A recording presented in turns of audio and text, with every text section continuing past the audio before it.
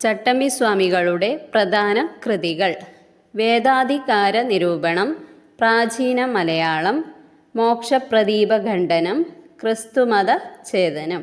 ഇവ നാലും വളരെ ഇമ്പോർട്ടൻ്റ് ആയിട്ടുള്ളതാണ്. ഒരുപാട് തവണ PSC പരീക്ഷകളിൽ ചോദിച്ചിട്ടുള്ളതാണ്. മറ്റ് കൃതികൾ: ആദിഭാഷ, ക്രിസ്തുമതസാരം, നിജാനന്ദ വിലാസം, ശ്രീചക്ര പൂജാകൽപ്പം, അദ്വൈത പഞ്ചരം, പുനർജന്മ നിരൂപണം, തർക്കരഹസ്യരത്നം, അദ്വൈത ചിന്താപദ്ധതി, ജീവകാരുണ്യ നിരൂപണം, സർവമത സമാരസ്യം, ബ്രഹ്മത്വ നിർഭാസം, തമിഴകം.